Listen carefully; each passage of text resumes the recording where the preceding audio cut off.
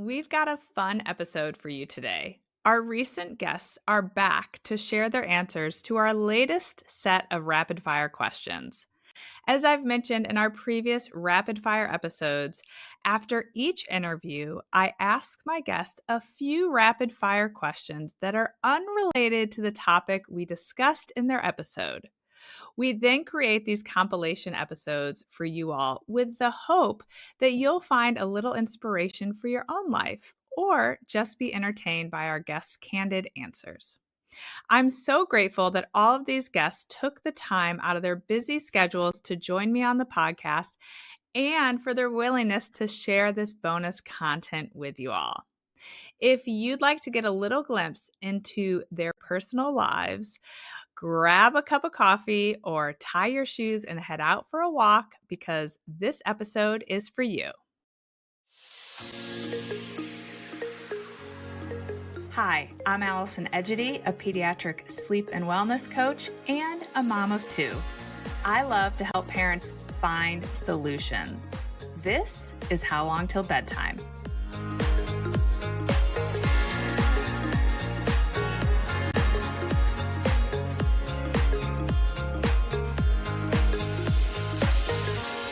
Before we dive into these great rapid fire answers, let's do a quick recap on these guests and the topics that we covered.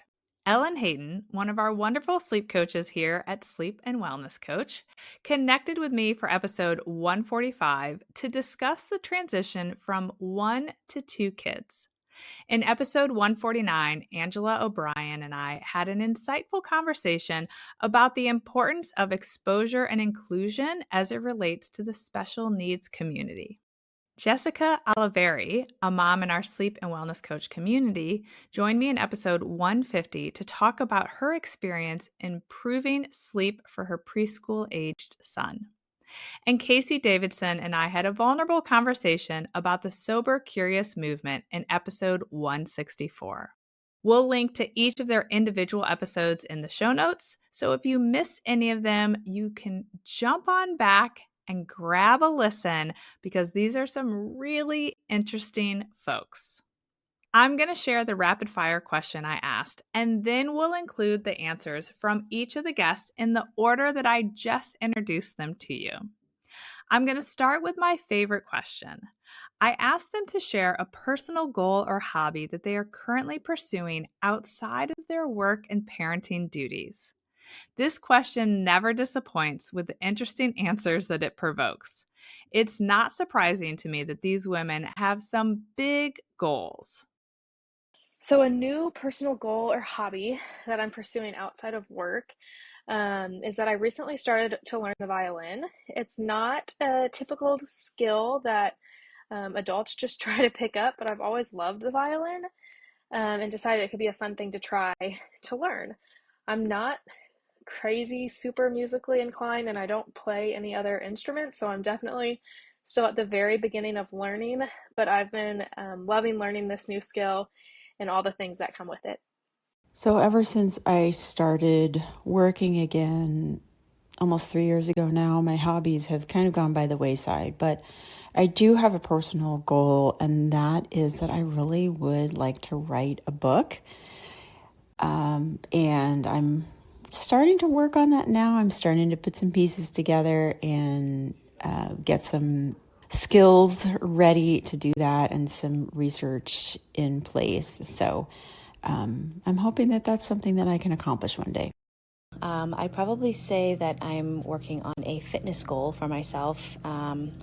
Since having a baby, it's been, a lot for me to get back in shape and feel good about myself. And, I'm trying to work on eating right, getting my workouts in with day life, work, having a child, all the things. So I'm really trying to make time. And it's also a good time for myself. I like when I work out, I feel better about myself. I like when I eat healthy, I feel better about myself. So it's sort of all that life balance of, trying to just get myself back to a place where I, feel whole again, if that makes sense. I started guitar lessons for the first time when I was 28 and took them for 5 years until my son was born, and then took a lot of time off. But I came back a year ago at 48 with the exact same guitar teacher and have been loving picking it up again. I also do coffee shop jams with my teachers, so I got to get up and play guitar and sing a couple times a year, which is really fun. I think one of my favorite parts of hearing these answers is that they are often pursuing something somewhat unexpected. Ellen's a great example. Even though she and I work together, I did not know that she has been playing the violin. And I think many of us can relate to Jessica's goal of keeping her health a priority. I know that's an ongoing goal for me. This is often one of the times during the year that people start to make it a priority to donate to charities that they believe in. Supporting our favorite charitable causes is something that is very important to Mike and me, and I always love to hear about organizations that I'm not familiar with yet. I asked my guests about nonprofit or charitable causes that they hold near and dear. Again, we're sharing all four of their answers in the order I originally introduced them. So really, yeah, any nonprofit that supports women and children, I would say is close to my heart. One that I've been really interested in learning more about and investing more time in is the Isaiah 117 house. This is a house that provides transitional housing for children awaiting foster care placement. So it's kind of when they're in that in-between phase. And the goal of this organization is for children to receive physical and emotional support in a safe and loving home. It has many locations across the US. I know there's one in Virginia and Texas and some other places, but Evansville built their Isaiah 117 house in 2020, and I'm constantly moved by the work that they do to help children feel loved and comforted. So, having a daughter with Down syndrome, I obviously love to support causes that support the disability community, specifically Down syndrome. So, I'm very enamored with the Down Syndrome Guild here in Dallas. It's a support community for families like mine, and also my daughter's school. It's a small private Catholic school for kids with intellectual disabilities called the Notre Dame School, and those are two that are very near and dear to my heart. I would say anything that has to do with kids. I definitely, in my past, have worked for events for Children's Hospital in Boston and a kids fund for Mass Eye and Ear, and those are always tug at my heartstrings, and I always support charities that involve children, for sure. A nonprofit or charitable cause that's close to my heart is donating and supporting research about pancreatic cancer. My dad died of it 20 years ago, and it is one of the cancers that is the hardest to diagnose and also has one of the lowest survival rates. Wow, I love hearing about these wonderful causes. This year, one of the gifts Mike and I made that we are particularly excited about was a gift to support the expansion of the University of Virginia NICU and PICU so that there will be more beds to care for these sweet babies, children, and their families. Like all of us, these women lead complex and busy lives. We're all striving to create balance with our professional and personal pursuits and the role that we play in our families. With that comes the need for self care. You've heard me say it before, and I'll continue to say it. Every parent needs some tools in their toolbox for recharging and trying to take care of themselves just a little bit better when life gets stressful or overwhelming. I asked these ladies to share what they do when they need a little extra TLC. One thing that I like to do when life gets stressful or overwhelming is to go outside and go on a walk. That's obviously if the weather is nice, and the weather is not always nice in Evansville, Indiana. So sometimes I have to find a different way to treat myself to help myself feel a little better. Sometimes that's just like getting ice cream or ordering takeout instead of cooking. Or occasionally I'll go and get my nails done. But really, my preference is to go on a walk if I can. My self-care activity that I go to when I am feeling overwhelmed and or stressed is obviously organizing. I love to just take a few minutes and concentrate on just like a drawer or a shelf or a tiny little part of my home that just makes me feel better after I've completed that. And it usually only takes a few minutes for me, but it's just one of those things that calms me down and makes me feel a little bit more in control. The other thing that I love to do, honestly, is to get out in nature and take a walk, which is what I am doing now as I record this. That actually makes me, oh my gosh, feel so much better.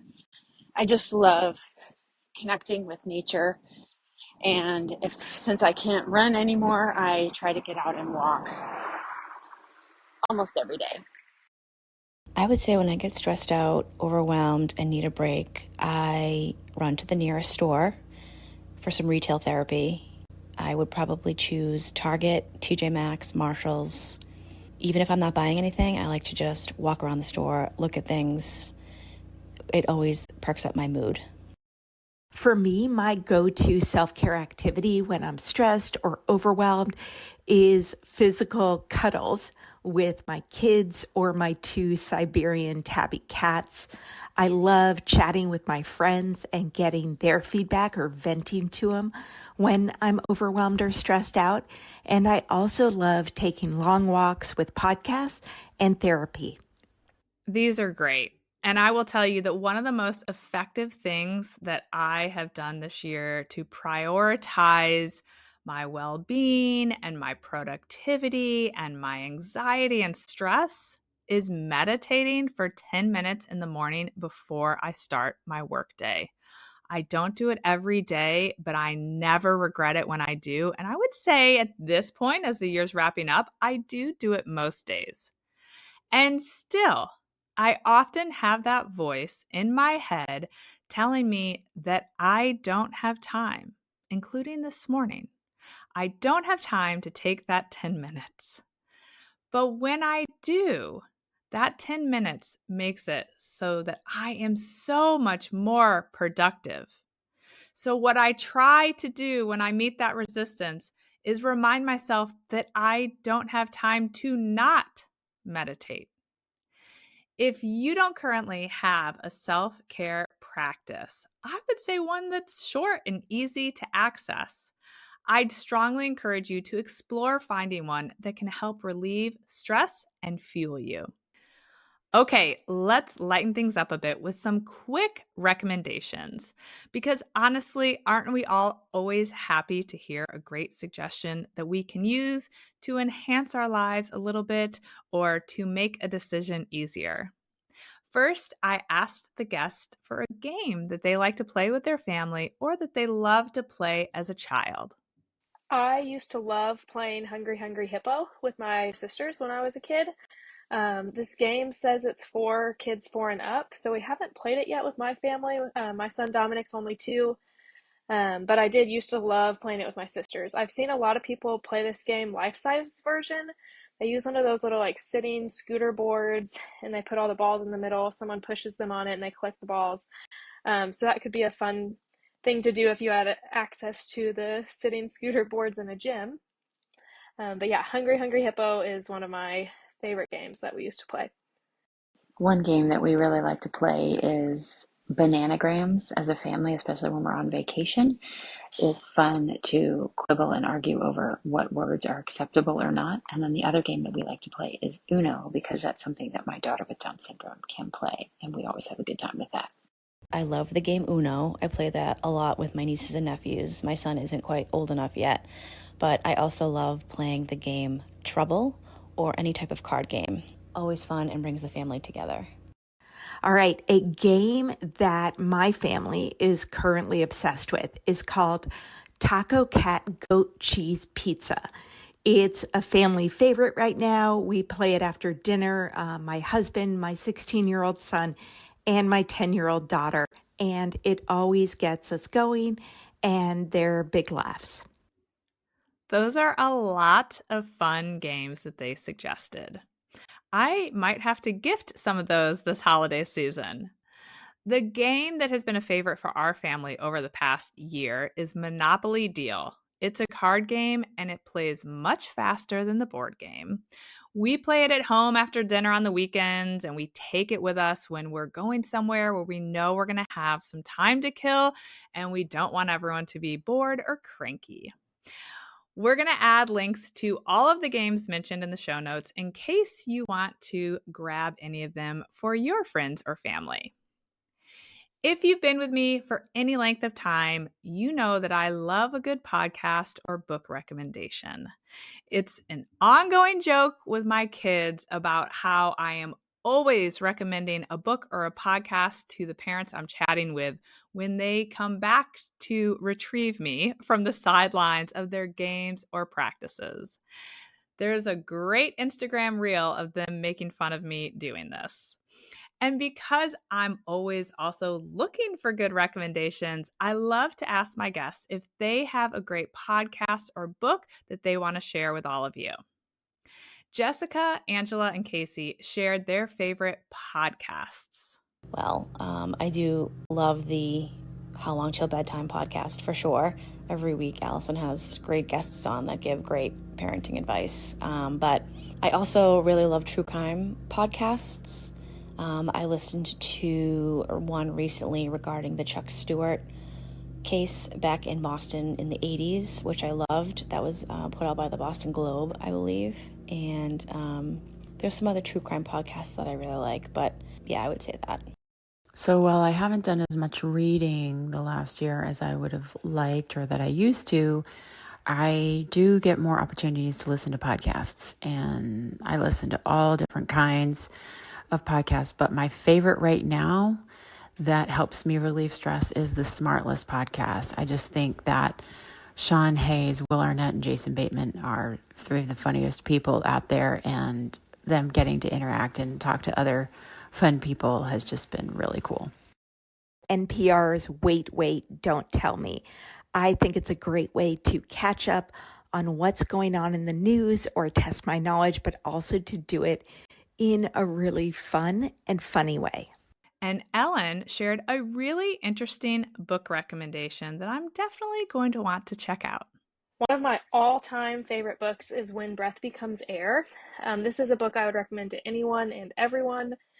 It is a little sad, but really the perspective that this man has who wrote the book is incredible. So it's an autobiography of a neurosurgeon who is facing his own diagnosis of stage 4 lung cancer. And he just gives a really incredible perspective of how to live life facing death.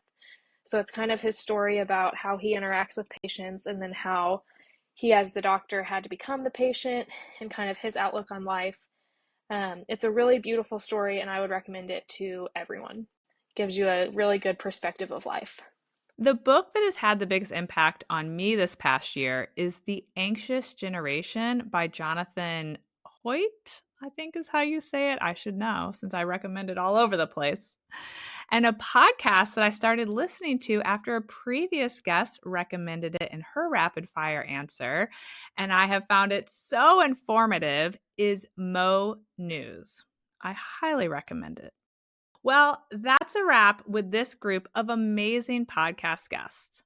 I consider it a privilege to get to record these interesting conversations and share them with all of you.